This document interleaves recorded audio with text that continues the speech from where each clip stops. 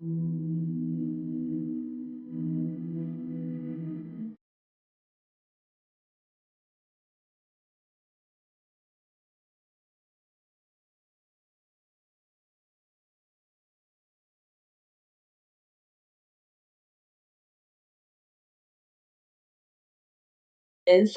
byłam, witajcie kochani. Dzisiaj będzie kolejny filmik z Love Story. Dzisiaj moim gościem jest Agnieszka, którą już mogliście poznać na moim kanale. I witam Cię, Agnieszko. Witam Cię, Marta.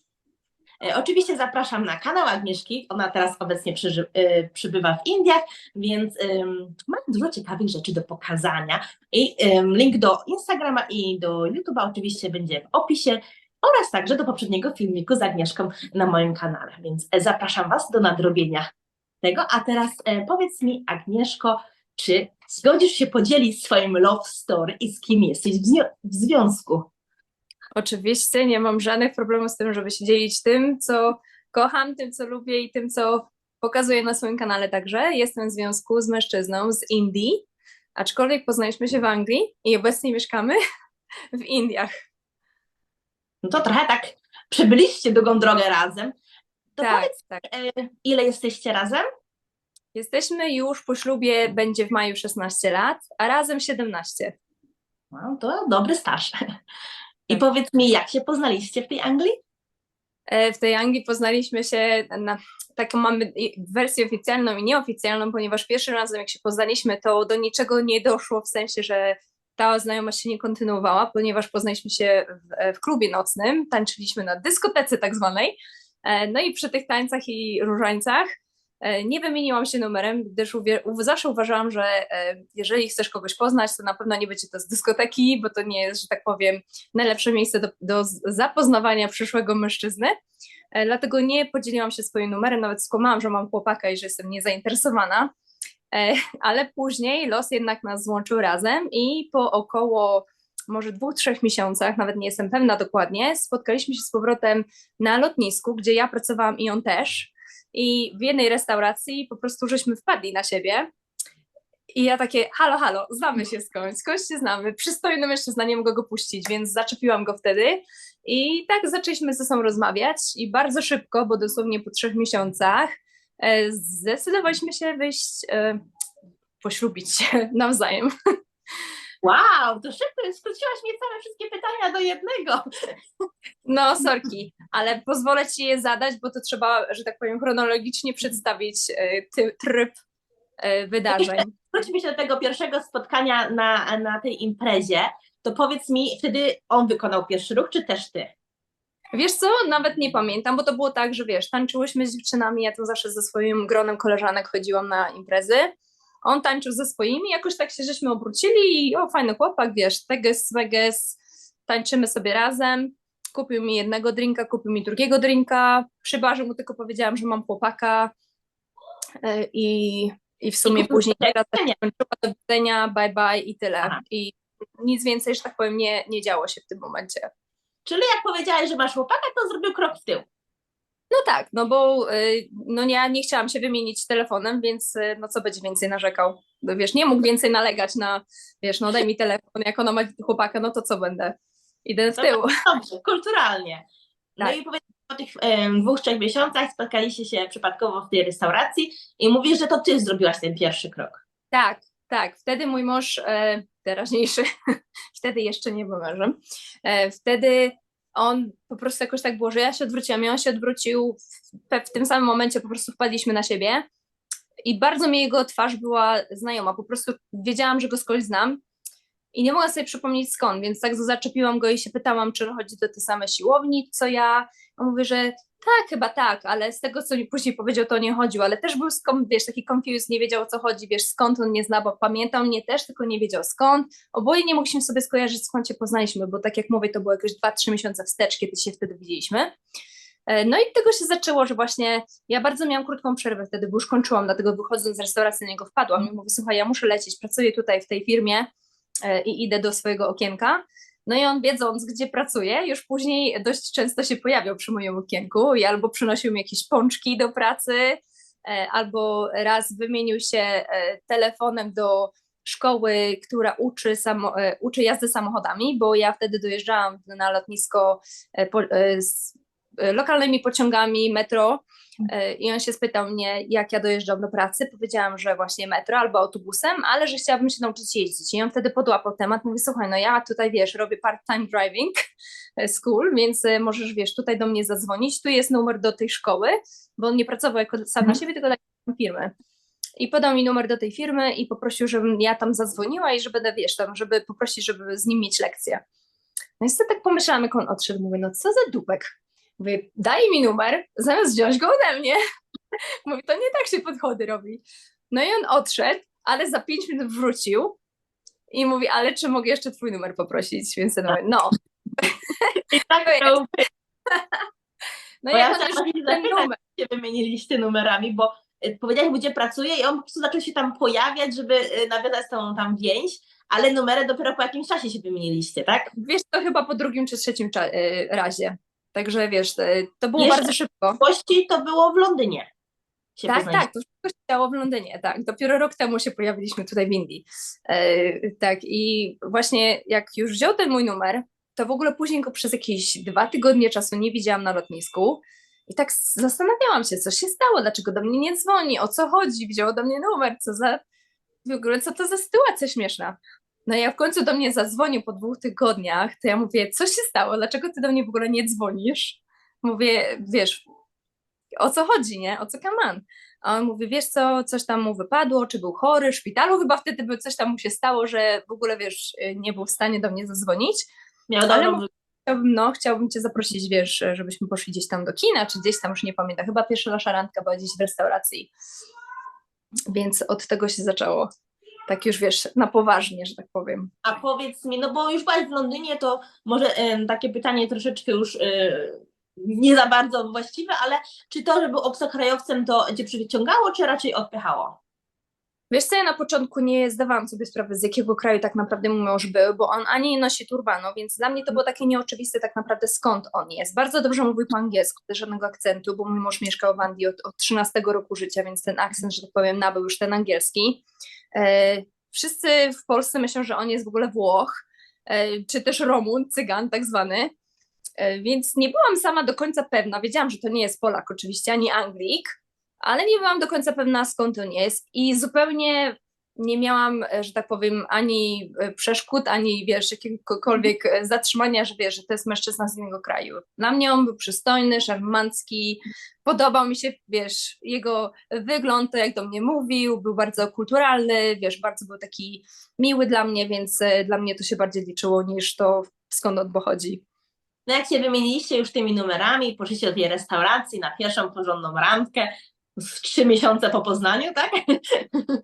To powiedz mi, czy pomyślałaś, że taki związek na poważnie, czy tylko takie dobra znajomość na poważnie? Na początku tak naprawdę jak się buduje relacje, gdzieś tam się wychodzi, to wiesz, no na początku to wiadomo jest takie pierwsze zauroczenie, nie wiesz tak naprawdę, czy no owszem, czasami masz związek, że są od razu, wiesz, czerwone flagi i nie, to nie będzie to, więc po pierwszej randce jest do widzenia, a tutaj wiesz, no okej, z jednej randki na drugą, na trzecią, byśmy coraz bardziej sobą zainteresowani i dość szybko mój mąż mi powiedział, że mnie kocha,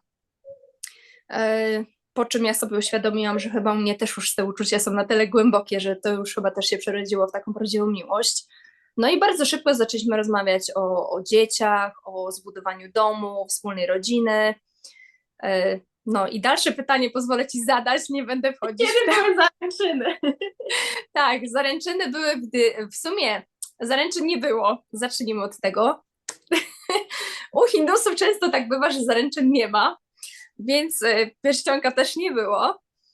Dopiero pierścionek dostałam chyba jakieś parę lat temu, z czego się śmiałam w ogóle, ale to było tak, że w te walentynki zaprosił mnie mój mąż do swoich bardzo bliskich znajomych, którzy też byli parą mieszaną i ta koleżanka wzięła mnie na wypytanki do kuchni i mówi, słuchaj, jakie ty chcesz mieć wesele? Czy ty chcesz mieć jakieś wielkie wesele, czy takie małe? Ja mówię, dla mnie skromne wesele, wiesz, oby moi rodzice byli i najbliżsi, no i mój mąż, tak, no po co mi jakieś wielkie wesele? Później tam się wypytywała, czy wiesz, czy widzisz go jako kandydata na męża, wiesz, tak dalej. I mi się bardzo podobało, że on mnie przyprowadzał do tej rodziny, bo oni mieli 2 dzieci, oni byli, wiesz, już po ślubie parę lat I podobało mi się to, że właśnie był bardzo dobry materiał na ojca, on kochał te dzieciaczki, fajnie się z nimi bawił, był taki ciepły i w ogóle rodzinny, dla niego wiesz, rodzina to było coś, czego on sam nie miał, takiej składnej rodziny, dlatego bardzo mu zależało na to, żeby mieć swoją rodzinę.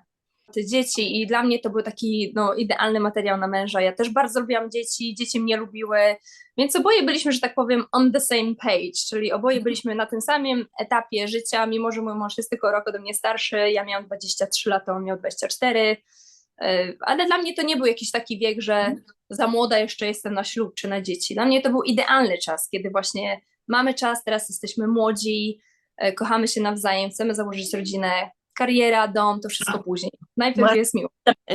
Nie było tych zaręczyn, no ale musieliście zdecydować, że bierzecie ten ślub, więc jak to wyglądało? Tak, to właśnie tego dnia walentynki, kiedy ta moja koleżanka, jego koleżanka w sumie już teraz jest moją koleżanką, mnie zabrała na spytki, potem też wzięła jego na spytki, potem nas posadziła na sofę i mówi, słuchaj, ty chcesz wyjść za mąż za niego, on chce wyjść za mąż za ciebie, pobieracie się. I to było takie, ja to się śmieję, że to był arranged marriage, no bo jakby nie było, ona nas zeswatała. No wiesz, no gdyby nie było tej naszej już, że tak powiem, sympatii do siebie nawzajem i miłości, też by się to w końcu wydarzyło, ale może nie tak szybko. No i właściwie na następny dzień poszliśmy z mężem do Registry Office, czyli w Anglii poszliśmy do stanu cywilnego, zamówić datę naszego ślubu. No i pierwsza możliwa data, która się pojawiła, to był 31 maj 2009 roku. No i właśnie 2008 roku, bo 9 się moja córka urodziła. I zaraz po prostu 31 maja byliśmy już po rejestracji. Trochę w sensie, że ona tak podeszła do tej roli z fakti, bo powiedziała wam, jesteście gotowi, bierzcie ślub, a wy wzięliście sobie to do serca, poszliście do urzędu i zaczęliście załatwiać ten ślub. Tak, właśnie. Ile od tej pierwszej randki do ślubu minęło? Wiesz co, to było gdzieś koło października, jak zaczęliśmy się ze sobą widywać, a no już w lutym była decyzja o ślubie, więc 4 miesiące. I w maju ślub, tak? I w maju był ślub. No, mniej niż rok, to dobry wynik. I Tak, jesteście tak długo w tej ślubie, więc... Tak, ale wiesz co, ja to myślę, że tak czasami jest, że chodzi się tam z partnerem rok, 2, 3 lata, 4 lata, czasami wiesz, no para na przykład ze sobą potrafi być, nie wiem, 10 lat i w końcu wiesz, idą i decydują się może wiesz, idziemy do stanu cywilnego się pobrać i czasami się później rozpada. Wiesz, to jest, każdy ma swoją indywidualną, wiesz, journey, swoją indywidualną podróż, przez którą przechodzą i tak nam odpowiadało i tak się stało. No to ten ślub mieliście cywilny, tak? W Anglii, Tak, w cywilnym będzie. Tak, w pierwszym momencie był to ślub cywilny w Anglii, później po roku czasu, w czerwiec 18 2009 roku, moja córeczka miała 3 miesiące już wtedy, moi rodzice bardzo chcieli zrobić ślub polski, więc mieliśmy ślub polski, bo jestem jedynaczką, więc moi rodzice powiedzieli, że nie odpuszczą, żeby nie zrobić tego ślubu w Polsce przez kościół normalnie, mój mąż przysięgał nie na Boga, a po prostu przysięgał przed ludźmi, że będzie mi wierny i tak dalej, jak to idzie ta polska przysięga. I wszystko to robi też po angielsku, ale fonetycznie, więc były trochę śmiechy i chichy, no bo ksiądz, że tak powiem, angielskim nie grzeszył. I to tak śmiesznie brzmiało, czasami mój mąż miał problem z powtórzeniem, bo to, co ksiądz mówi, to nie miało w ogóle sensu. No ale jakoś poszło i tak, to było właśnie rok później, rok i 2 miesiące później po tym, jak mieliśmy w Anglii. I wtedy miałaś polskie wesele z białą suknią, tak? Polskim jedzeniem. No samą suknią, wyobraź sobie, bo suknię, którą miałam na swój cywilny, ja już kupiłam jako suknię ślubną normalnie, białą, piękną suknię ślubną. No i później pojechaliśmy do Polski i miałam ten sam ślub. Mówię, a zmierzę, może się zmieszczę. I się zmieściłam tą samą sukienkę. Wow, to gratuluję, bo to miałam dobrze, tak? Tak, 3-miesięczną córeczkę miałam i właśnie się dziwiłam, że się zmieściłam w sukienkę, ale byłam trochę chora, dostałam ataku tarczycy i przez to strasznie mnie ściągło po prostu z wagi, ze wszystkiego, ale to była taka tarczyca poporodowa, więc już jest okej. No dobrze. No, wszystko ma jakiś powód i to ja akurat mogłaś być w tej samej sukni na swoich 2 ślubach, więc jednak to brzmi 2 ślubach, w sensie no z tym samym mężczyzną, ale jednak 2 śluby. A powiedz mi, planowaliście lub były jakieś może indyjskie akcenty na tym polskim ślubie, czy to było typowo polskie? Nie, to był typowo polski ślub, nawet mojego męża mamy nie było, ponieważ ona była na tym cywilnym, jakoś jej nie pasowało wtedy przyjechać, więc tak naprawdę to była tylko i wyłącznie polska strona, Mhm. czyli najbliższa rodzina, kuzynostwo, trochę sąsiadów i znajomych moich rodziców, trochę moich znajomych, weszło 100 osób ogólnie, więc nie było to takie małe wesele. Mhm. Nikt tutaj ze strony angielskiej nie przyjechał i nikomu nie pasowało. Ludzie już byli na pierwszym weselu, więc tak jakby nie miał to dla nich sensu. Ślub, ile tego. Tak, tak, tak. A myśleliście o ślubie indyjskim, czy w ogóle to nie wchodziło w rachubę? Wiesz co, dlatego, że mojego męża, że tak powiem, historia dzieciństwa jest trochę complicated, trochę taka skomplikowana, to nikt z tej strony jego się po prostu nie zaoferował do tego, żeby te wesele wyprawić. Mhm. No bo jednak nie było, to nie jest wyprawiane przez męża, żonę, tylko przez rodzinę. Mhm. Takie wesele. Tak samo zresztą jak polskie, tak? Mama i strona panny młodej i strona pana młodego organizuje. No z mojej strony było to tylko i wyłącznie inicjatywa moich rodziców, ponieważ no nie było z drugiej strony nikogo, żeby się zaoferował, żeby ten ślub zasponsorować, a ten cywilny ślub w Anglii my sobie sami go sponsorowaliśmy. Jak, że tak powiem, rodzina nie potrzebuje, to zazwyczaj się też nie odbywa taki ślub, no bo jednak to jest wydarzenie rodzinne, więc fajnie jak ta inicjatywa wyjdzie od nich. A powiedz mi, to nawet indyjskiej muzyki nie było na tych polskim ślubie, ani nic takiego, nic. Nie Nie, bo potrzebowaliście. nie było komu grać tej muzyki tak naprawdę, no bo co, mój mąż jedyny rodzynek, to co, będzie tam jakieś Punjabi MC puszczał. Nie było nic takiego, była polska kapela z polskimi przebojami, dużo członków rodziny śpiewało i w ogóle była fajna impreza na 102, mój mąż się super bawił, strasznie go spili, bo moja cała rodzina podchodziła do niego z kieliszkami i twierdzili, że pan młody musi wypić z każdym, a mój mąż w to wierzył i pił z każdym. W końcu 12 godzinie, jak poszedł do toalety, mówi albo wszystko z siebie wydam, albo padnę i będzie koniec po ślubie.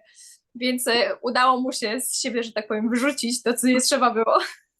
Mógł zostać do rana, tak? Dalej się bawił tak do rana. To powiedz mi, no już jesteście trochę tym małżeństwem, to powiedz mi w waszym takim codziennym życiu, powiedz mi, zanim przeprowadziliście się do Indii, bo w Indiach jesteście od roku. Roku. Prawda? Mhm. Roku dokładnie, tak. To powiedz mi, przeważa polska strona indyjska czy angielska, tak na co dzień w jedzeniu, w byciu, że tak powiem, organizowaniu waszego codziennego życia? Wiesz co, na początku to było takie docieranie się. Mhm. Wiadomo, kultura hinduska jest zupełnie inna niż kultura polska. Mamy inne festiwale, inne jedzenie, inny język, inne przyzwyczajenia kulturalne, więc bardzo dużo musieliśmy iść na kompromis i po prostu takie było dotarcie się, w jakim momencie ja odpuszczę, w jakim momencie on odpuści.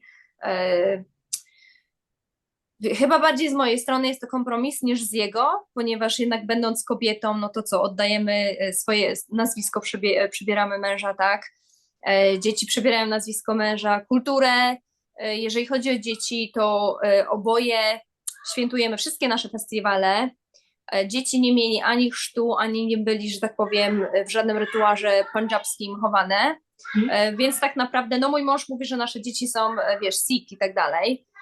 Ale nigdy nie wychodzi z taką inicjatywą, żeby ani, ja nie wiem, co oni robią w ogóle, nawet jeżeli chodzi o Sikizm, nie wiem, czy oni chrzczą, czy co robią, ale nie było żadnych modłów, nie było żadnych takich puja, czyli tych... A mają te imiona indyjskie drugie? Nie.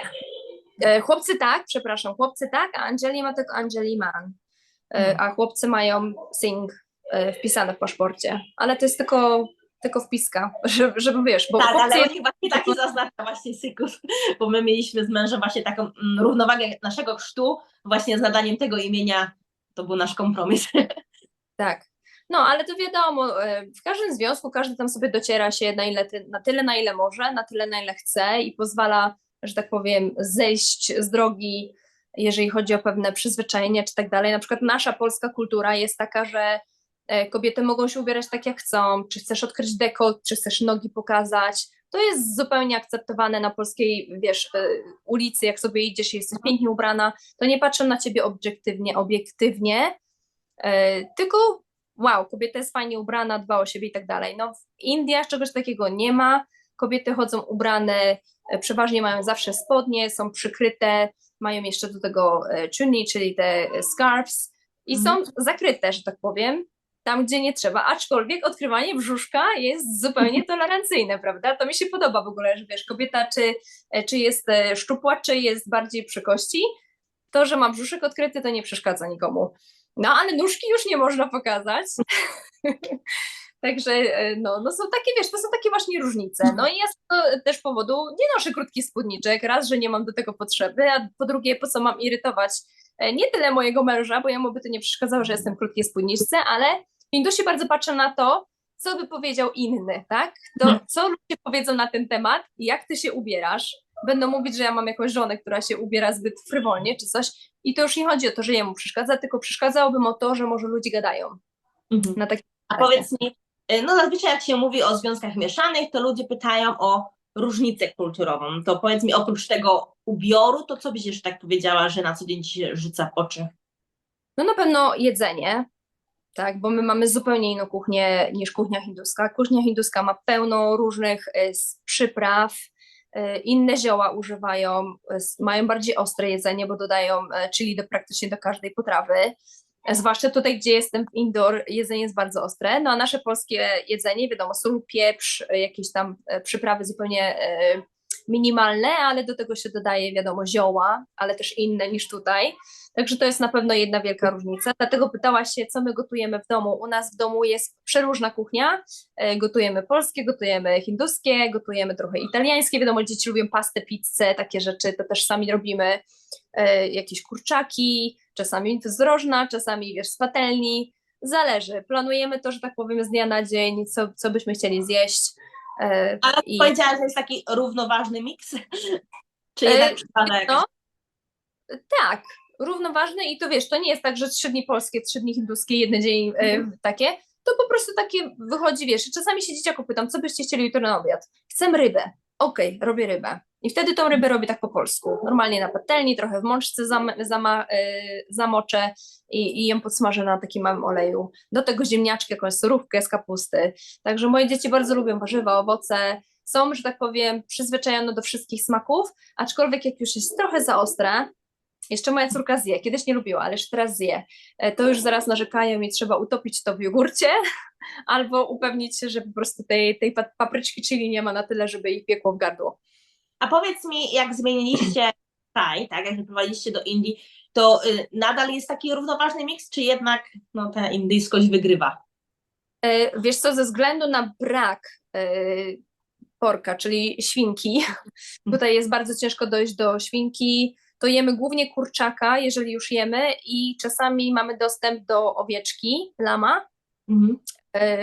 Większość jest warzyw, ale staram się też robić na przykład zupy buraczkowe, czy jakąś kapustę do tego, jakąś naszą polską mizerię, czy tam pomidorki z cebulką i z jogurtem. Ja zawsze robiłam z jogurtem, nie ze śmietaną, ale dużo składników tutaj nie ma, z których mogłabym ugotować takie prawdziwe, tradycjonalnego polskiego kotleta, gdzie już moje dzieciaki mówią, mama, ja chcę kotleta. Ja mówię, no ale z czego ja ci tego kotleta zrobię, no? Chyba, że tak. Także no ciężko, ale kurczaka lubią, przeważa kurczak jednak, jeżeli chodzi o nie wegetariańskie, ale też dużo jemy wegetariańskich potraw, robimy z lentils, czyli z ciecierzucha, jak to się po polsku mówi lentils? Dal. Z czego jest robiony dal? Z groszku, tak? Soczewica. Soczewica. Z soczewicy, tak, ciecierzucha, tak, czy... Ja nawet nie wiem, jak się po polsku mówią te... Ja w Polsce też takich rzeczy nie jadałam, a teraz jadę. Także to powiedzieć, no, beansy jakieś tam, czyli takie ogólnie... Ale te rzeczy gotujesz po indyjsku, właśnie w dal czy inne sabji.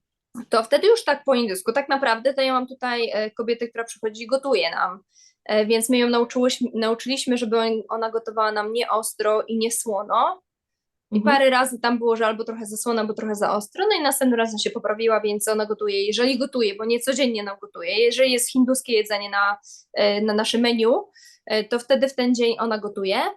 Mnie przeważnie nie ma wieczorami, więc ona w ciągu dnia już zdąży coś ugotować i wtedy już mamy albo roti do tego wtedy idzie, albo idzie ryż, czasami brązowy, czasami biały, w zależności, że tak powiem, co sobie tam wymyślimy. Jedzenie, ciuchy, a coś takiego innego ci się rzuciło w różnicach kulturowych? Właśnie takie jakieś związkowe rzeczy, czy nie bardzo? Ym, No tyle wiesz, z tym może jak nie wiem, na przykład te tematy, które poruszamy w publiczności. W Mhm. Polsce żarty na tematy tabu są normalne, wszyscy sobie żartują, a jednak w Indii, znaczy może nie tyle w Indii, po prostu mój mąż nie lubi, jak ja sobie żartuję na tematy takie bardziej tabu może Znam to aż to za dobrze, mój mąż się zawsze pyta, czy twoja mama nie zna innych żartów? No właśnie, bo u nas jest to takie zupełnie normalne i otwarte, otwarcie mówimy w ogóle o tych sprawach, a Mhm. u nich jest to nieakceptowalne, dlatego e, wiesz, no, Ale raz oni mają dużo żartów o małżeństwie i o tym, jak mąż jest nieszczęśliwy po ślubie. W sensie, jaki on chudzina jest, jak go żona nie karmi. To już nie jeden mem taki dostałam, że tak, u nas jest odwrotnie. no, no, także no, te takie żarty właśnie parę razy tam była taka gafa, że tam coś tam powiedziałam i on mi później powiedział, żebym sobie tak nie żartowała, bo wiesz, nie podoba mu się, że ja tam wiesz, takie żarty robię, no i co, odpuściłam, no po co mam coś mówić, żeby później z tego kłótnia wyszła. Niekoniecznie, wiesz, dążę do kłótni, tylko wręcz przeciwnie, tak? Takiego, co by cię jakoś tam, nie wiem, codziennie irytowało, czy że się musiała bardzo zmienić, czy jakieś mega kompromisy. Nic takiego nie. Nie, nie, A absolutnie. uważasz, że związki mieszane są trudniejsze niż z rodakiem, czy takie same? Wiesz co, na pewno ten aspekt kulturalny Mhm. trzeba przeskoczyć i jakoś, że tak powiem, pójść na kompromisy na tyle, żeby to działało.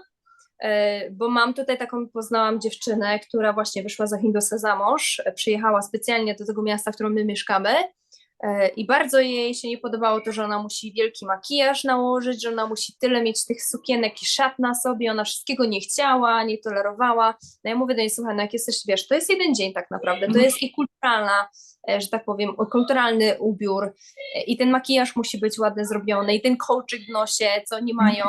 To jest piękna dekoracja tak naprawdę dla kobiet, no ale ona tego nie mogła zaakceptować i tak sobie pomyślałam, no ciekawa jestem, jak to będzie tam u nich w związku, skoro ona już nie chciała tego tutaj zaakceptować, a co to będzie później, no bo wiesz, no są takie, wiesz, i jeżeli chodzi o festiwale, które my świętujemy, są inne niż ich. Wiesz, mój mąż jest bardzo tolerancyjny, jeżeli chodzi o wychowywanie naszych dzieci i oboje obchodzimy wszystkie kultury, czy to są święta nasze, czy są święta ich, wszystkie obchodzimy, żeby Mhm. nasze dzieci wiedziały, że jesteśmy z dwóch innych krajów jednak i że świętujemy obie religie.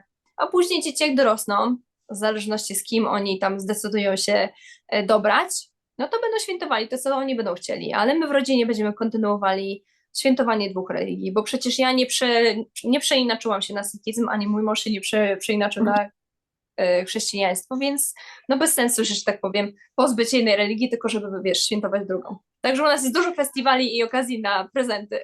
Uwielbiam. Ja też tak właśnie podchodzę do tego i uważam, że lepiej właśnie mieć więcej dni do świętowania i do kulturowania, a żeby dzieci wybrały na przyszłość, no to muszą poznać, no. Tak.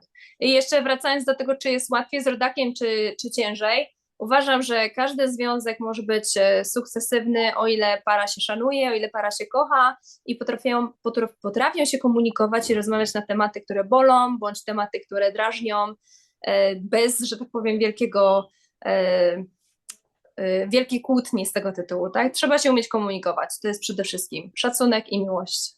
Podstawa małżeństwa i związku. Tak, tak. To myślisz, że jak ktoś na przykład spotka obcokrajowca, to byś doradzała, żeby pójść za głosem serca, czy jednak są jakieś obawy, że musisz przepytać, że tak powiem, z wielu różnic kulturowych, czy dasz sobie radę? Wiesz co, ja uważam, że mój mąż, nie odejmując nic polskim mężczyznom, ale uważam, że mój mąż jest dużo lepszym mężem niż kiedykolwiek byłabym szczęśliwa z naszym rodakiem, z naszym Polakiem, ponieważ no, Polacy mają takie niektóre złe przyzwyczajenia, bądź też jakiś tam sposób bycia, bynajmniej z tymi mężczyznami, którymi ja tam kiedykolwiek miałam do czynienia, nie tylko jeżeli chodzi o związek, tylko jeżeli chodzi o wujków, o ojców, o ojca, bądź też o jakichś tam znajomych, czy patrząc z boku na związki polsko-polskie, Uważam, że jednak jestem bardziej szczęśliwa z tym, jakim jest mój mąż, jakim typem człowieka jest, jakie ma przyzwyczajenie, jak mnie szanuje, jak mnie traktuje, niż to, jakby Polak mnie traktował. Więc uważam, że dobrego wyboru dokonałam. No i I to jak jest najbardziej najważniejsze. polecam. Są szczęśliwi, macie trójkę pięknych dzieci, dobry staż i wciąż się rozwijacie, a teraz w ogóle otworzyliście nową przygodę, bo to się tak mówi, jak jesteś w tym, że tak powiem, utartym trochę schemacie, no bo jednak ułożyliście sobie życie w Anglii, wasze życie już wyglądało jakoś i często podejmując takie nowe wyzwania, no jak sam podejmujesz takie wyzwanie, to już jest wielka zmiana i różnie to może się potoczyć, a jak robisz to w związku jeszcze z dziećmi, no to mogą być różne konflikty, różne problemy, różne kompromisy, więc jeśli, że tak powiem, takie nowe doświadczenia otwierają i pokazują nowe strony, a wciąż jesteście szczęśliwi i trwacie w tym, więc uważam, że bardzo inspirujące. Dziękuję. Wiesz, powiem Ci, że ta przeprowadzka tutaj do Indii też miała ze sobą pewne challenges, czyli no, były trudności, bo to jednak nie ja sama się przeprowadziłam tutaj, tylko się przeprowadził mój mąż i trójka moich dzieci. Moje dzieci wyszły ze swojego comfort zone, czyli ze swojej strefy wygody, ze swojego domu. Musieliśmy nasze pieski zaadoptować, znaczy ktoś inny musiał zaadoptować nasze pieski, musieliśmy je oddać komuś. Pozmieniały szkoły, są w kraju, w którym dzieci, mimo że potrafią rozmawiać po angielsku, to wolą rozmawiać po hindusku, więc dzieciaki też czasami się czują odizolowane, bo nie rozumieją. No wiadomo, szkoła, jedzenie, dom. Jedyne co jest to, że jesteśmy razem. I ja to wszystko cały czas moim dzieciom tłumaczę, że słuchajcie, macie dach nad głową, macie dalej swoich rodziców ze sobą, jesteśmy rodziną, podróżujemy, mamy wspaniałe doświadczenia i to, co się teraz dzieje, to będzie wyjdzie nam na korzyść. Jak to się mówi, No, was jako rodzina, to jest dokładnie. Tak. Czyli to, co się nie zabije, to wzmocni i na pewno takie doświadczenie, nawet jeżeli byłoby ciężko, a czasami bywa ciężko, no dzieciaki wiadomo, muszą się więcej uczyć przede wszystkim. Tutaj mają taki bardzo napięty scenariusz, chodzą od poniedziałku do soboty do szkoły, później po szkole mają lekcje dodatkowe, żeby się uczyć, chłopaki się uczą na gitarze i pianinie, Angeli dodatkowo ma zajęcia też matematykę, ekonomię, no bo ona już jest w starszej klasie i tutaj bardzo jest duży nacisk na naukę, ponieważ jest tak dużo ludzi, że ta rywalizacja między dziećmi, żeby dostać się do lepszej szkoły jest tak duża i jest tyle miejsc, jest załóżmy jedno miejsce na 100 dzieci, czy tam jedno miejsce na 100 kandydatów, więc muszą bardzo walczyć i być lepsi, jak najlepsi z tego, co się uczą, jakie mają wyniki, żeby dostać się do dobrych szkół, żeby później mieć lepszą karierę, żeby później pomóc rodzicom. I to tak rodzice naciskają, bo wiedzą, że tak naprawdę jeżeli dzieci będą sukcesywne, no to oni też jakiś tam sukces odnieśli. Dlatego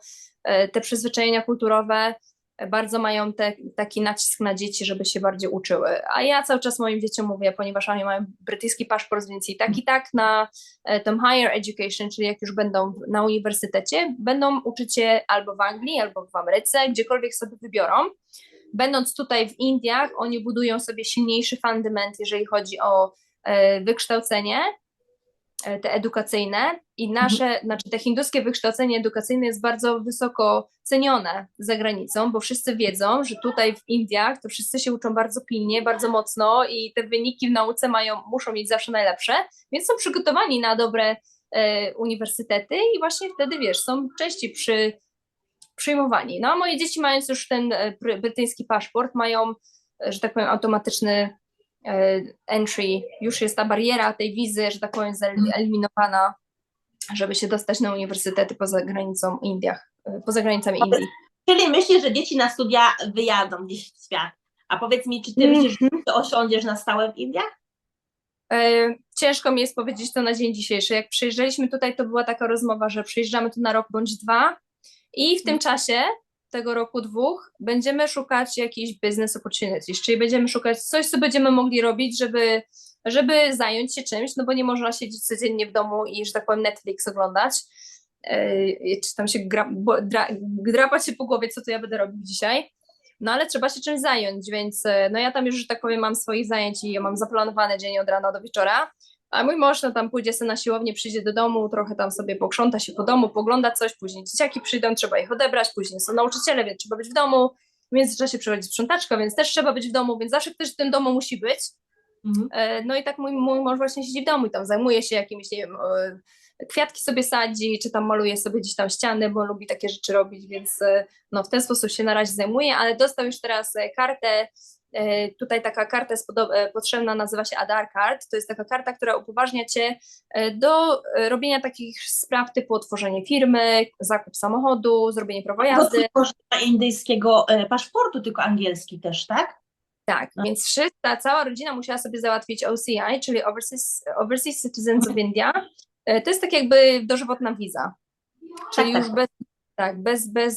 bez potrzeby załatwiania wizy za każdym razem, kiedy tu przyjeżdżamy, bo tak jak mówisz, mój mąż ma brytyjski paszport. Więc wszyscy tu jesteśmy Ale tak jakby... ta OSI nie upoważnia do pracy. Nie, on może pójść pracować, ale wiesz, pójść tutaj pracować do ofisu, to tak naprawdę idziesz pracować za 2 razy mniejsze pieniądze, a 2 razy ciężej pracujesz. Bo tutaj jednak zarobki są zupełnie inne niż są na przykład w Anglii. Ja na przykład w swojej pracy, będąc księgową, to co robiłam poprzednio w Anglii, zanim wrzuciłam pracę, żeby tutaj przyjechać, musiałabym pracować podwójne godziny, no bo tak naprawdę tutaj idzie się do ofisu tam godzina 9, 10 i kończy się o godzinie 7, 8 i często się w sobotę też idzie do pracy. I do tego dostałabym o połowę mniejsze wynagrodzenie niż dostaję i jak nie mniej, jak dostawałam w Anglii. Także summa summarum mi się nie opłaca po prostu iść tutaj do pracy. Bo wolę się rozwijać bardziej pod względem właśnie media socjalne, no i tam inne zajęcia, które robię. Tak, właśnie, bo tutaj dużą karierę, że tak powiem, zaczęłaś robić w Indiach, czyli już wcześniej zaczęłaś na YouTubie, więc warto odwiedzić Agnieszki kanał, bo tam jest dużo właśnie nowości, bo jeśli byliście tam właśnie, jak ostatnio udzielałam jej wywiadu, to były inne treści, ale było między innymi jak poznałaś męża oraz co w nim kochasz najbardziej, więc nawiązują do naszego love story, to są takie filmiki u Ciebie o tej tematyce, ale teraz też dużo takich nowych tam rzeczy się dzieje, więc zapraszam serdecznie. I dziękuję Ci, Agnieszka, za podzielenie się swoim love story i że zgodziłaś się na udział w tym wywiadzie, bo jesteś teraz wielką gwiazdą, więc nie byłam pewna, czy mogę zaprosić, bo wybiłaś się. Nieważne, czy będę miała 100 000 czy 1 000 000 subskryberów, ja ciągle jestem ta sama Agnieszka, z tym samym mężem, to po prostu wiesz, rozwijam się, jeżeli chodzi o względy kariery, to tak jak wiesz, tak jak jesteś w pracy i na przykład dostajesz pracę na początku za 20 000, potem 50, potem 100, jesteś wciąż tą samą osobą, tylko masz bardziej odpowiedzialną pracę, więcej masz obowiązków. Tak naprawdę jak już się wpinasz, to coraz więcej jest obowiązków i coraz więcej masz na głowie, ale jesteś wciąż tą samą osobą, więc Ale trzeba... bardzo dobry trafik masz, tym bardziej dziękuję Ci, że znalazłaś chwilę tutaj dla nas. Nie ma problemu, zawsze. Dziękuję Ci bardzo.